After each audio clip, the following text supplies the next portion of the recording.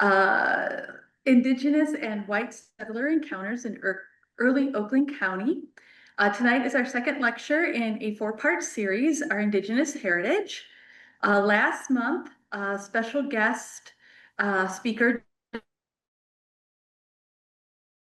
presented Indigenous Oakland County, which is now on the Birmingham Museum's YouTube page. And next month, special guest speaker Leslie Edwards will be presenting Anishinaabe basket weavers and Michigan's WPA. So register soon.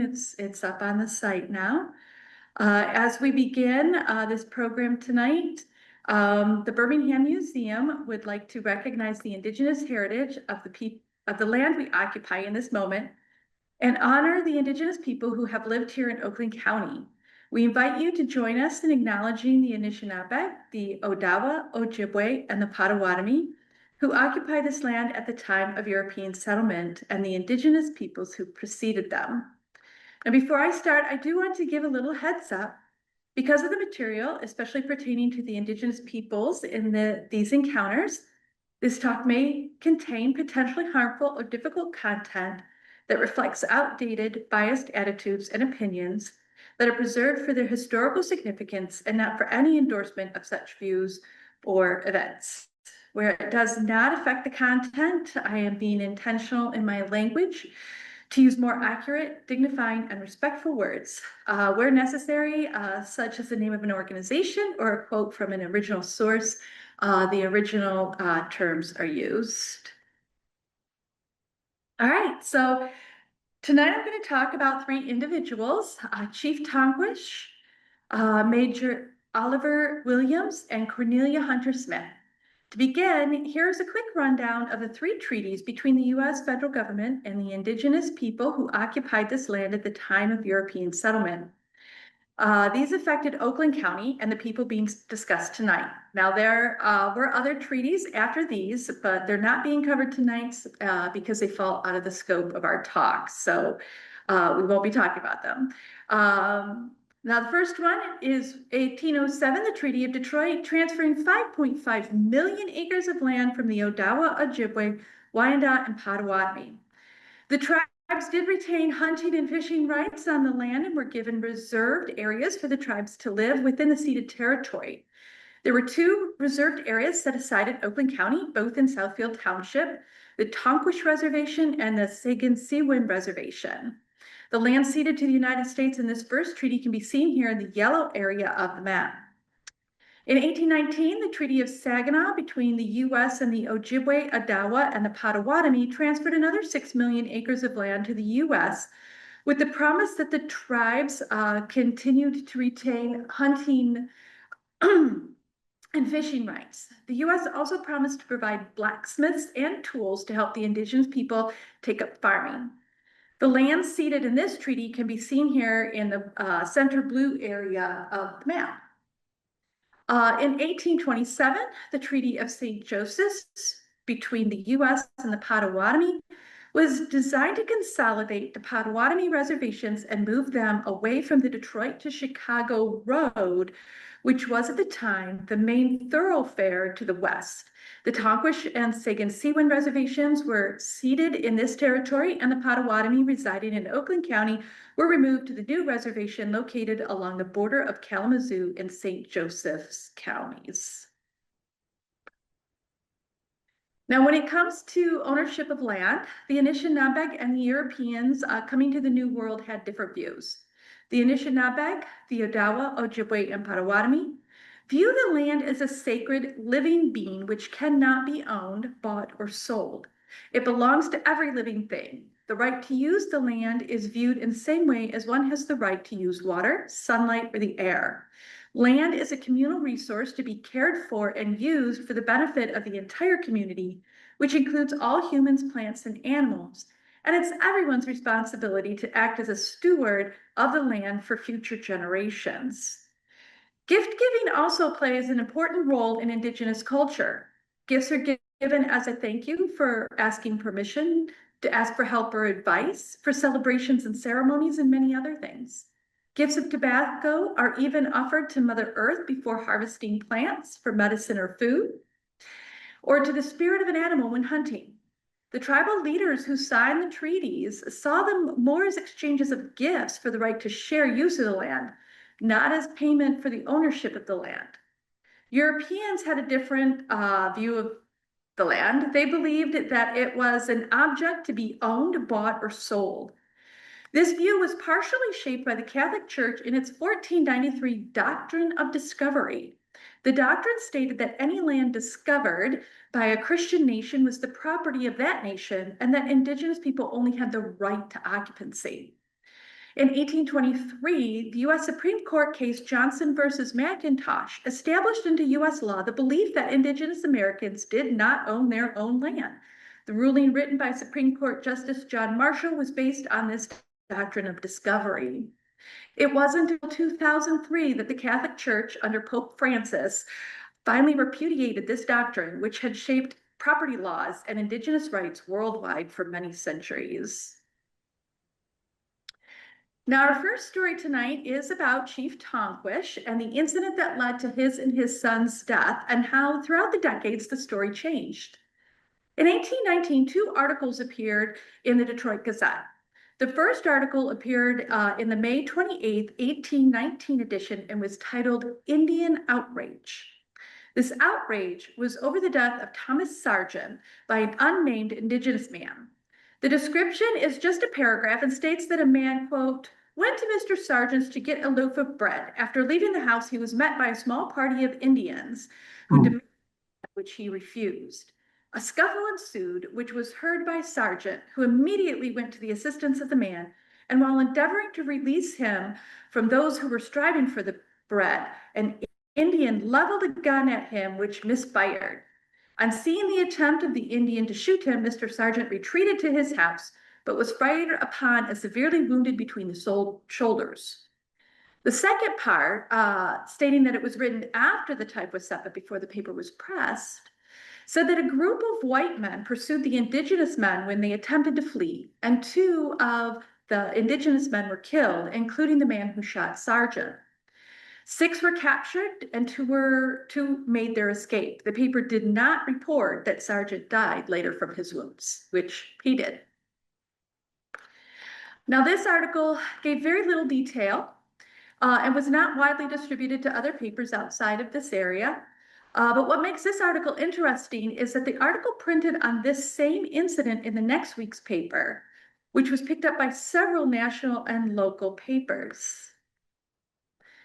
The June 4th edition printed the deposition taken by the surviving members of the Tonquish party that had been captured on the day Tonquish and his son were killed. Now, this deposition, given by Waogain and corroborated by Wawasekuk, Naoke, Wawe Wawabenazquai, and Naokiswahi, who are all identified as being Potawatomi, is a rare look at the other side of the story. This description is more detailed, and instigators, according to the Tonquish party, was Thomas Sargent. The Tonquish members stated that they were passing by Sargent's house when a dog ran out and attacked Waogan, a chief. The dog bit him in the thigh and tore his leather leggings. As this was happening, quote, a woman came out of the house hallooing. Sargent then came out with a cudgel and ran towards Waogan, who called upon him to pity him and not strike him, but Sargent struck him on the back of the neck and he fell.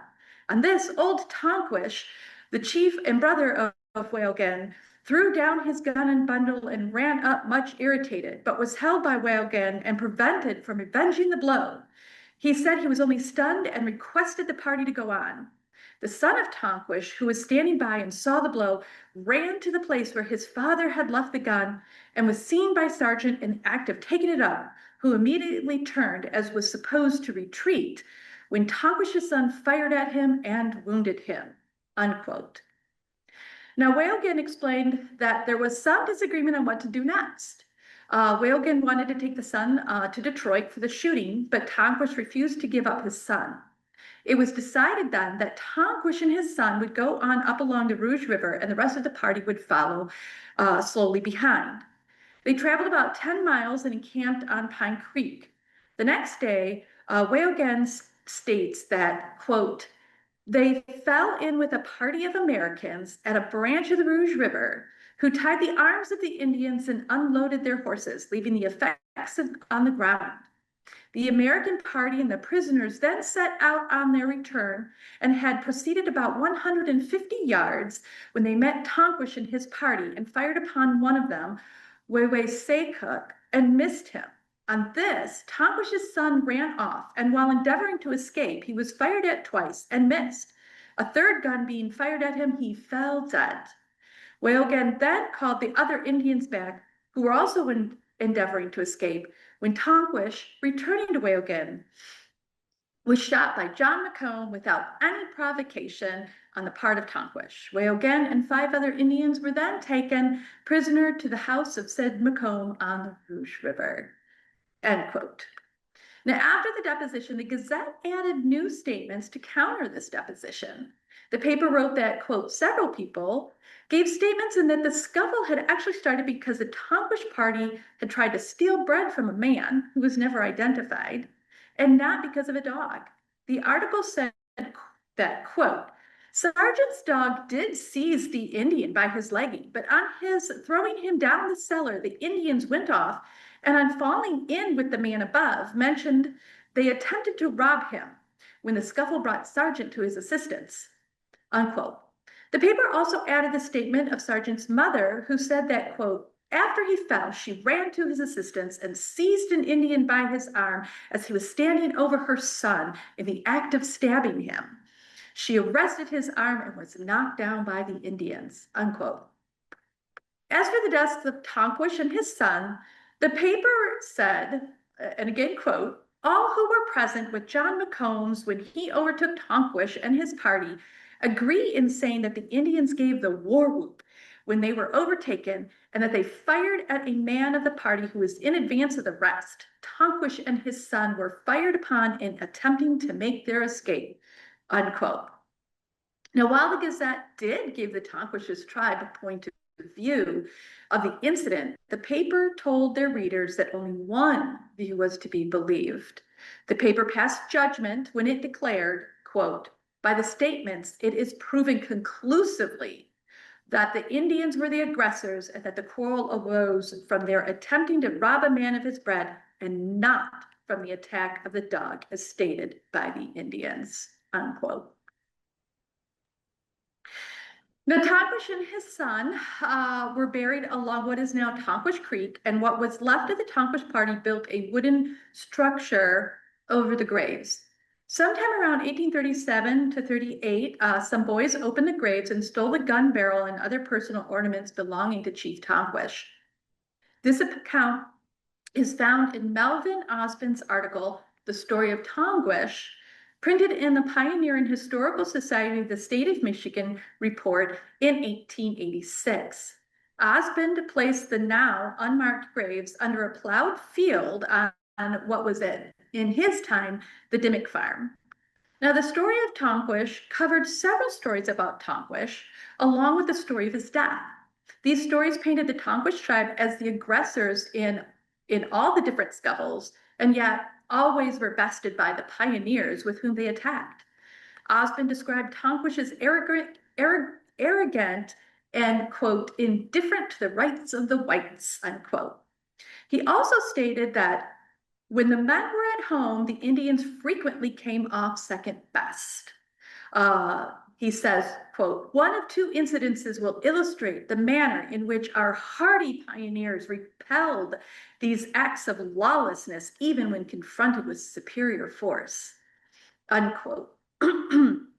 Now, Osband was an infant when his family moved to Nankin Township 6 years after these conflicts occurred. And he did start his article with the following disclaimer, quote, the story of Tonquish, so familiar in Wayne County when the writer was a boy, seems now to be remembered by only a few, or if remembered, to be classed, it may be, among legendary tales that have little truth for their foundation.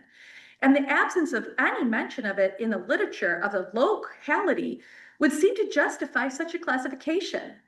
But the children of the persons who participated in those exciting events still lived to repeat the story of their fathers and to verify it by their faith in their father's veracity, unquote. Now, it does appear here that Osmond did not know about the original accounts in the Detroit Gazette. So all the stories that followed were repeated from, as he states himself, the children of the witnesses. Now, according to Osmond, the events that led up to the death of Tonquish and his son started when Tonquish's party went into the house of Sargent and stole all the bread that the family had. Sargent, who was gone from the home at the time, came back at that moment and finding out all the bread was stolen, went out and snatched a loaf back. As Sargent was returning to his house, Tonquish's son shot him dead, and then the party fled. In this version, the Tonquish party entered the home, took all the bread, and there were no other persons involved. Now, in 1890, Silas Farmer wrote about Tonquish in his History of Detroit, Wayne County, and early Michigan. Many of Osmond's stories were copied word for word, but the circumstances that led to Tonquish's death was more involved. In this version, a man named Simon Shover was carrying a basket of bread to workers cutting timbers to build the dock. The Tonquish party attempted to take the basket, but the lumbermen came to Shover's rescue. During all this, a dog bit one of the party. When the Tonquish party demanded that the dog be killed, a young sergeant refused and tried to put the dog back in the cellar. On his way to the house with the dog, Sargent was shot in the back and died. We now have Simon Shover and a group of lumbermen. The bread is a whole basket, and Sargent is a young boy trying to protect his dog from death. So where did the new details come from? Now, Farmer listed in the preface of his book all the places he gathered information, but not where specific claims originated. Farmer said that he read many letters and diaries of the old families, but he doesn't say who those families were. Did Farmer talk to another person or read a different account of someone who lived in the area? Did he read the original news article? He does mention the dog in a cellar. And then maybe perhaps embellished a bit. In 1821, voter rolls show that a Simon Shover did live in Detroit at the time. Did Farmer talk to descendants of this man? Sadly, without sources, we may never know how Farmer obtained his additional details for this story. Now, the last version on Tonquish tonight, written by Helen Gilbert in her book Tonquish Tales, the story of early Detroit. This was published in 1984, and she, in her effort to promote her book, she gave an interview in 1985 to the Washtenaw Historical Society paper. In this rendition of the incident, Gilbert describes Mr. Sargent as Mrs. Sargent as a great baker, and that the smell of her bread, quote, wafted over the Rouge River, unquote, to where the Tonquish party was foraging for food in their canoes. The party rowed to the shore and, quote, quickly breached their canoes near the Sargents, and they rushed into the cabin, appropriated all the bread, and quickly left. Mr. Sargent, returning home as they were leaving, and plunged into the stream and retrieved some of the loads. Just as he crossed threshold into his little home, Tonga's son shot him dead, unquote. Now, Gilbert gave credit to the story to, quote, the old fellow writing for the Michigan Pioneer in historical collections. And then she said that it was not a made-up story, that quote, unless the memory of the old fellow was not perfect, he may have been exaggerating a bit. But in this book, when I exaggerate or tell you something that may not be perfectly honest, I am careful to say, let us imagine, or let us assume, or perhaps, unquote. Gilbert then answered this question about the truth of the stories by saying, quote, a friend of mine asked, how do you face the fact that all of your lies are engraved in the Library of Congress? And I said, my dear, I tell the truth as I see it, as I researched it. Now, the little fellow she referenced was Osmond, and while the similar in the context, there are a lot of added dramatic flourishes to Gilbert's story that do not reflect the original events. Now, I do have thoughts about these stories and these authors, but I have tried hard not to add my own bias into the presentation. But I am here tonight to present to you the original stories and not to tell you how you should think. But here's my disclaimer. I am human, and how I view the events, my own personal bias, may leak in with what words I use or even what tone of voice I use to present these facts to you. The reason I have given all these accounts beyond the original 1819 version is so that you can see the difference between them and the original records and see how history is recorded and how it can become distorted, whether by hearsay, nostalgic remembrances over the decades, political or personal agendas, exaggerations to sell more books, or even the conscious or unconscious bias of the presenter. And then you can determine for yourself. What do you think? Ooh, we went too far. So in the same year as the Tonquish incident, 1819, Major Oliver Williams settled in Waterford with his wife, Mary Lee, and their 9 children. Williams had started a mercantile business in Detroit in 1808 while still living in Concord, Massachusetts. After the War of 1815, he moved his wife and 8 children from Concord to the house he owned in Detroit, where they had another child. In the fall of 1818, Oliver and Mary, with several others, went to Oakland County to look at land prospects and finding the ideal place on Silver Lake. They bought the property. Williams then had built a log home on the property before moving the family to Waterford. Now, this is a very brief history of the family. There are several extensive articles on the family history given by the Williams children, Ephraim Williams, Benjamin Williams, and Mary Anna Williams Hodges, with many interesting stories worth reading. But today we are only going to focus on their families' encounters with the Indigenous people living in Oakland County when they settled here. Now, the information I'm going by tonight is primarily from the 1877 History of Oakland County by Samuel Durant, because this book consolidates many of the articles written for the Michigan Pioneer Society records by Ephraim and Benjamin Williams. The nice thing about Durant is he does list his sources at the end of the sections. The following accounts of the Williamses' interactions with the Indigenous people living in the area comes from the biographical section of Oliver Williams, which was written from the notes of Benjamin Oliver Williams and Mary Anna Williams Hodges. The notes supplied by Benjamin match with several articles written by Ephraim Williams for the Michigan Historical Society in 1886, and in many cases, word for word. Now, Ephraim was about 16, Mary Anna 12, and Benjamin 9 when the family moved to Waterford, so these accounts are first person. Now, the Williams family were one of the first settlers in the area, and the map above, made between 1838 to 40, shows the Williamses' land surrounded by mostly uninhabited forests, rolling hills, and lakes. Mary Anna described their journey to the new house along the Saginaw Trail that eventually became Woodward Avenue and Dixie Highway, with a stop to visit with Dr. Zybus Swan and his wife, Elizabeth Palmer Swan, who lived just south of Corton Road in Birmingham. The Williams house was located on the south side of Silver Lake in Waterford Township along the Saginaw Trail. Now, this 1896 map was long after the original Williams family lived here, but it does give a better idea of where the farm itself was located in Waterford in relation to Dixie Highway, Scott Lake Road, and Silver Lake. In describing the first encounter with the Indigenous people living in the area, Mary Anna wrote, quote, "The greatest scare of all was when the Indians visited the family.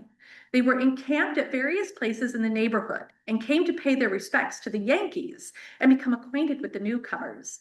They were all introduced and shook hands, and the chief kissed all around," unquote. Now, when the whole family fell down with ague, known today as malaria, quote, "The Indians were exceedingly kind and attentive. One woman in particular coming daily for weeks, bringing simple remedies and also venison, birds, honey, maple sugar, and wild berries, with which the country abounded. This woman was not named, but Mary Anna does say that she walked on about 1873. In a separate article written by Benjamin for the Pioneer Society in 1876, he mentioned that, quote, "I had the pleasure of giving her from year to year articles of clothing and paid the last act of gratitude I could to her on earth by furnishing her funeral shroud, unquote.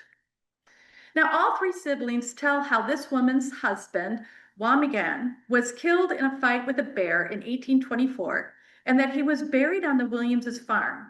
In Ephraim's 1886 article for the Pioneer Society, he wrote that Wamigan and his family lived on the high bank near the house and were a fine, friendly family.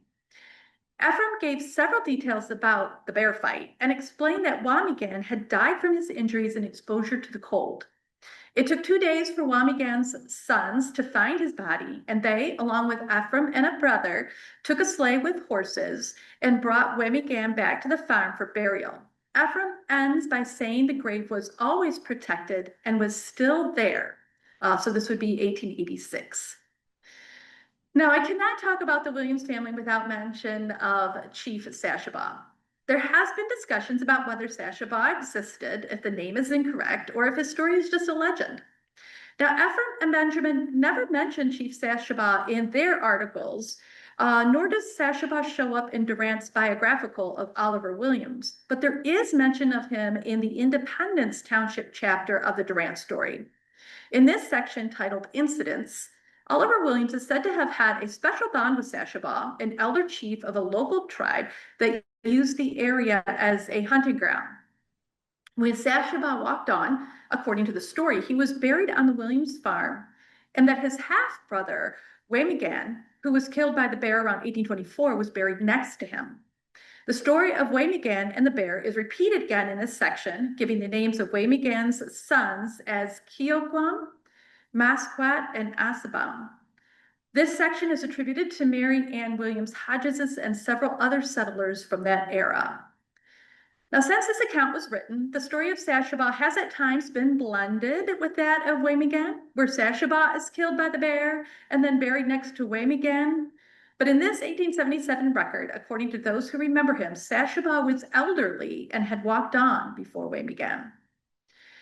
Personally, I could not find any other records besides this account. That doesn't mean that they do not exist. I just couldn't find them. And perhaps there are more records that will be digitized, or maybe first-person accounts are discovered, giving more evidence that may be able to shed more light on Sashabaw's life. But until then, it really is up to you to decide for yourself. Is it true, or is it just a legend?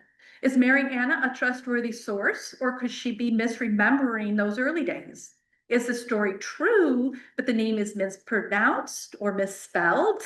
A lot of times they were using English phonetic to write out names that were not, they didn't have a written language. So there could be some confusion there. Or should we just wait on a verdict until more information can be found? What do you think? Now, the Williams interaction with Kishkako and Ojibwe chief is much different. There is quite a bit of documentation to support this story by the Williams family. It is easy to follow Kishkako through treaties, letters, and newspaper articles. Now, this story comes from Benjamin Williams, which was published in 1876 in the Pioneer Society of Michigan and repeated in Durant.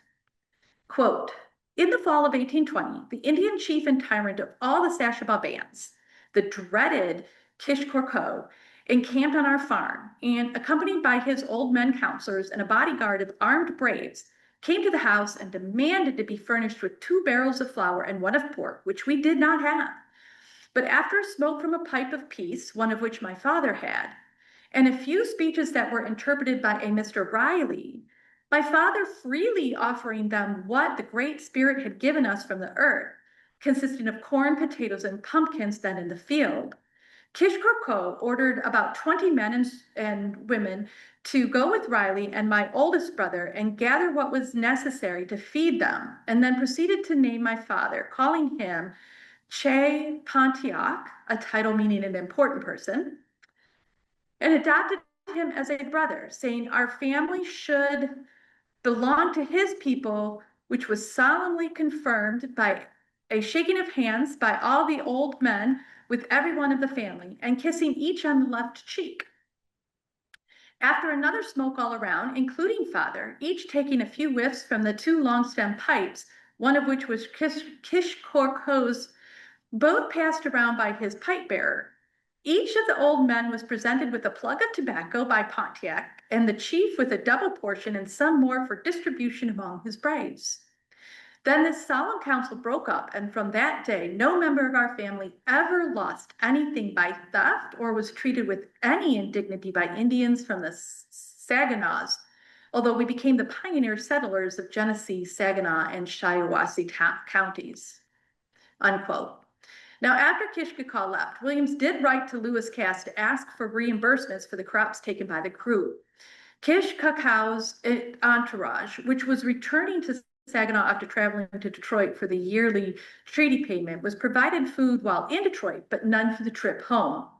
The letter pointed out that Williams had tried to be patient with Kishkako and his large party, but that he found it was now impossible to support his own family. Williams wrote, quote, "I can only say that the Indians have this season taken from me at least 30 bushels of corn and as many potatoes and more pumpkin than 2 yoke of oxen would draw at twice or thrice, and as many other items too tedious to mention." Whether or not Williams was reimbursed, I cannot say, but Oliver Williams's hospitality was extended through his children as they grew up and settled further north, as attested to by his son. Now, Kishkako's death in May of 1826 is well documented, as he was awaiting trial for accessory to murder, and his death was a sensational event. So it is interesting that 2 years earlier, the February 6, 1824 edition of the Detroit Gazette announced that Kishkako had been killed by Mr. Peter Riley. Now, Peter Riley and his 2 brothers, John and James, worked as interpreters who served under Cass during the War of 1812, and all 3 received land reservations in the same area as Kishkako's in the 1819 Treaty of Saginaw. It is possible that the Mr. Riley, the interpreter in the Williams's story, was one of these 3 brothers. Now, this article stated that Riley, who was living in Oakland County at the time, gave Mr. Hunter his dog and some peltries before heading up to Saginaw to confront Kishkako and avenge the death of a relative. There was a fight, and Riley stated that he hit Kishkako in the head and killed him instantly. Now, Riley left unharmed by Kishkako's relatives and returned to Detroit. Now, this is not the first or last time a person has been reported dead when they were very much alive. You can ask Paul McCartney. So was Kishkako only knocked unconscious by the blow and Riley thought he died? Is it possible that the article was printed before news reached Detroit that Kishkako was alive? It often took days or weeks for news to travel at this time. So that is possible. Or was it possible that the Detroit Gazette found the report too irresistible not to print before verifying facts? You know, what do you think? And our last person tonight is Cornelia Hunter Smith, who was born in Birmingham in 1823 to Daniel and Mariah Prindle Hunter. Daniel and Mariah both came to Birmingham in 1819 with Daniel's older brother, John West Hunter, and the rest of the family. At the time Cornelia was born, and through her early years living in Birmingham, the Saget, Sewin, and Tonquist reservations still existed, and the Saginaw Trail was regularly used by the Anishinaabe traveling from the upper parts of Michigan to Detroit for their yearly treaty payments. Around 1912, when Cornelia was in her late 80s, she was interviewed by Daisy Durkee, the librarian at the Baldwin Library, and by the Detroit Free Press. Her remembrances varied between the 2 separate interviews with Daisy and the interview with the Free Press, and meandered between time periods and locations, so the timeline can be a little confusing. During these interviews, Cornelia talked about her early years living in Birmingham and Fort Dearborn, now Chicago, and a trip to Saginaw, along with encounters her family had with the indigenous people from these places. Now, her father, Daniel Hunter, worked as an Indian agency blacksmith hired by the U.S. government to provide blacksmithing services to the indigenous tribes, and he traveled throughout the Michigan Territory. As a child, Cornelia made friends with indigenous children both in Birmingham and at Fort Dearborn. The Free Press gave this account of early Birmingham.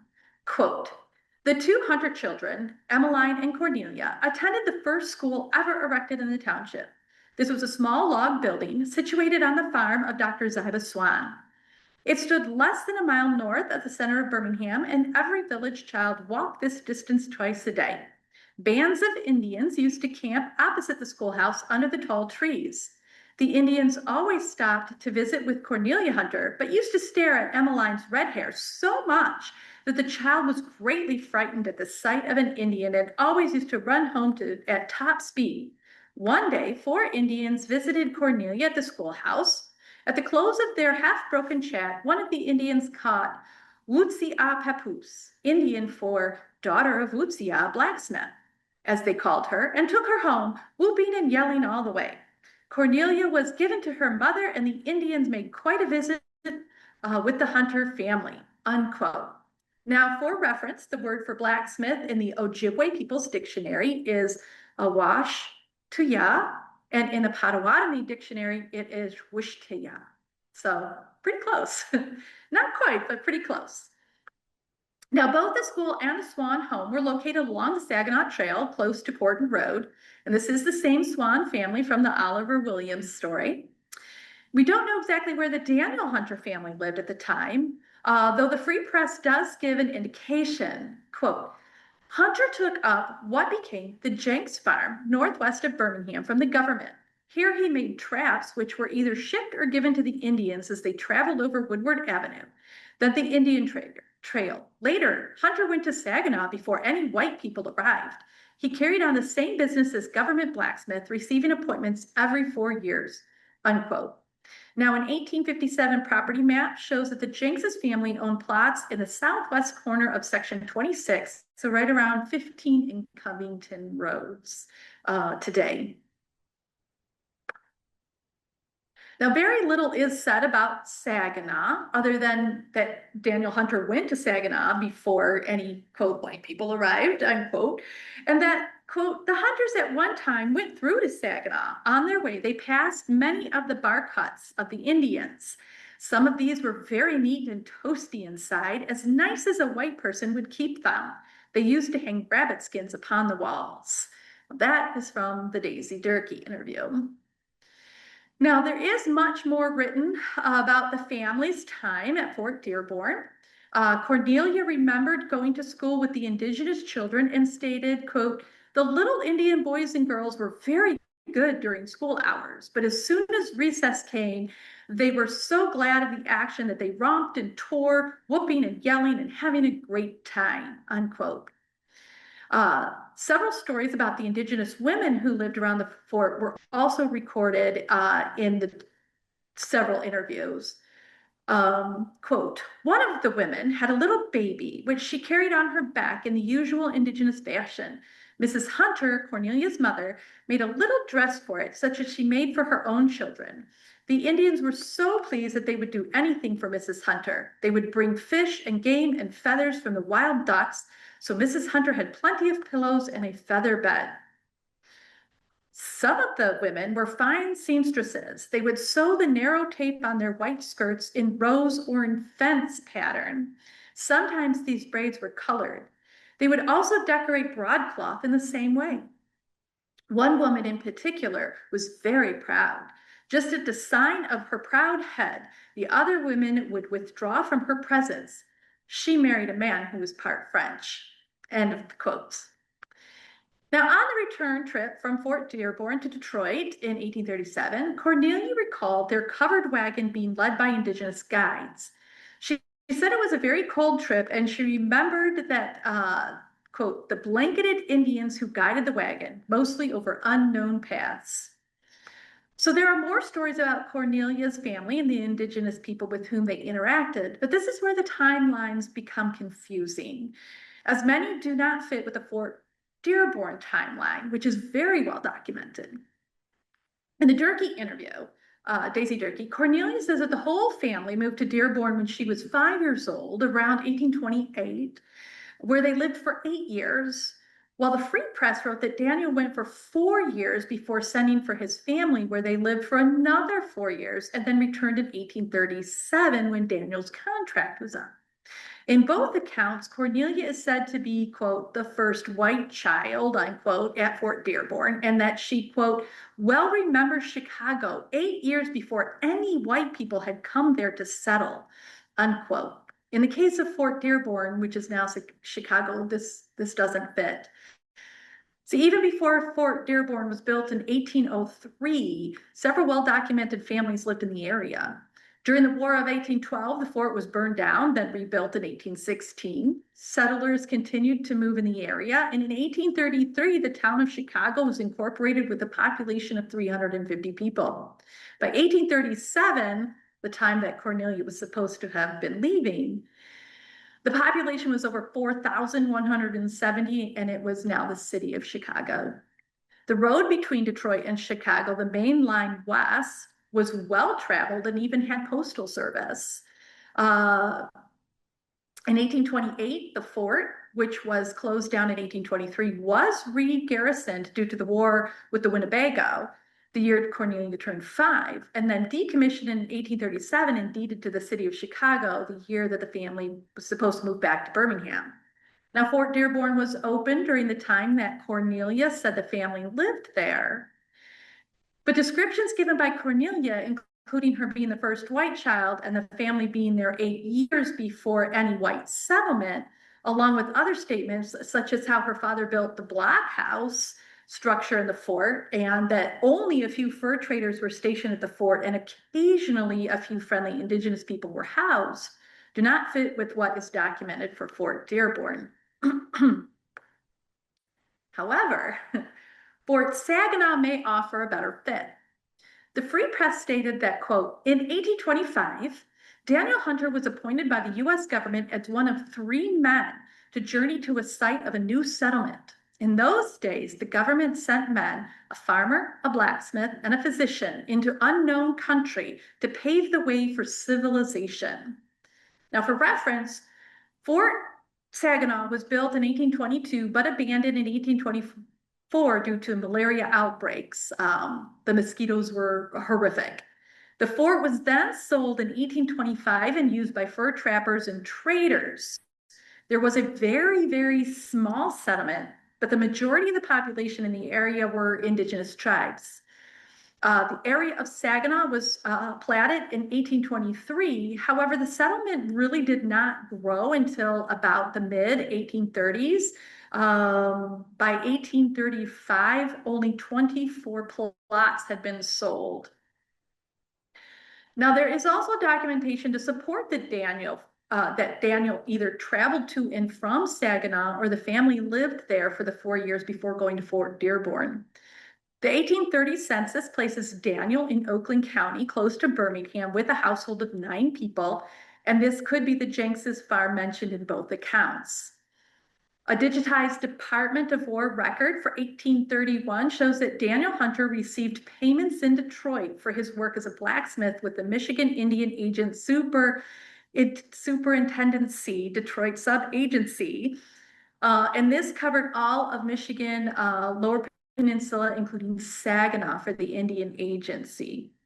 And finally, in the history of Saginaw, written by the Chapman Company in 1881, Daniel Hunter, identified as the Indian agent blacksmith, was listed as part of a group of Saginaw patriotic pioneers who held the first independence celebration in 1832. Now, the list also includes Gardner Williams and Ephraim Williams and Mrs. Williams from the Oliver Williams story, along with several other citizens. I bring this up because sometimes we only have personal accounts of events with little documentation or records to verify. These personal accounts are important and can offer great information, However, they should be examined with an understanding of the different biases that can affect the writer or the interviewer. It is important to look at what was happening at the time of the account and how records, documents, or other remembrances can either back up or contradict these accounts. So, is it possible that Cornelia's age played a factor? She was 88, remembering events that happened when she was 5. Did she misremember locations and times? Is it possible that Daniel took a commission in Saginaw and the interior of Michigan before going to Chicago and then served 4 years in Dearborn? Now, it is also important to know when and who were taking the account. At the time these accounts were taken, there was a movement in the country to romanticize the early settlers and the indigenous populations with whom they encountered. Newspapers often use the white man, woman, or child, the first white man, woman, or child, when talking about a settler, whether it was true or not. At the same time, indigenous populations were painted as almost mythological, a noble but now vanished people who needed the guidance of benevolent white people to civilize them. Poems like the Song of Hiawatha and stories like Last of the Mohicans were printed at this time. They pushed the narrative of that noble warrior. These narratives sold lots of newspapers and books and gave the reader a sense of pride over the land without feeling bad about how the land was acquired. So it is important to ask, did the Detroit Free Press have an agenda, like selling headlines or engaging a specific type of reader? Did the interviewers have a viewpoint that could skew the interview? Did the interviewers, or maybe even Cornelia, prescribe to this romantic notion of the time, that of the brave and daring pioneer forging a new nation amongst the native people? So where and when was Cornelia at Fort Dearborn or in Saginaw? Did she mix up some of her remembrances, or were her interviews skewed by the biases of the people recording her? Was she telling her own stories, or was she being asked leading questions? And again, what do you think? So I've given you the information. And I hope you have enjoyed tonight's talk. And if you do learn more about these 3 people, stop by the Birmingham Museum and visit our new exhibit celebrating our history. It's everywhere. Our main gallery this year is featuring our Indigenous Heritage exhibit in collaboration with the Michigan State University and the Leelanau Historical Society. It features the basket artistry of the Anishinaabe, and through these baskets, we tell the stories of the Indigenous people who were here when the settlers first arrived and their continuing stories today.